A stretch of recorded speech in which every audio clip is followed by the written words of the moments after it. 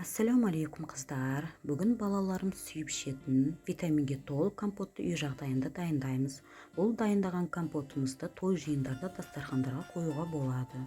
500 теңгеге алған затыңыздан 10-15 литр компот дайындауға болады. Ал кеттік іске кірістік. Бізге қажетті зат осындай пакетиктегі сухофрукты.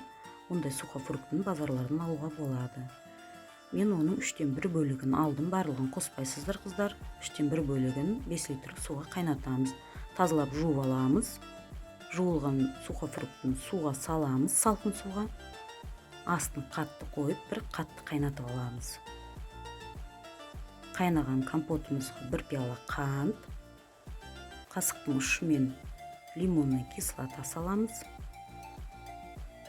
Осының барлығын жақсылап бір араластырып, астын өшіріп, қақпағын жауып, салқындатып аламыз.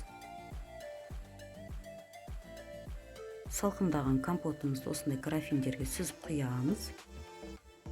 Витаминге толы балаларым сүйіп ішетін компотымыз дайын. Той жиындарда дастархандарға да қоюға болады. Астарыңыз дәмді болсын. Егер де менің видеом ұнаған болса, лайк басып, коммент қалдырыңыздар. Қыздар, каналыма жазылуды ұмытпаңыздар. Астарыңыз дәмді болсын, сау болыңыздар.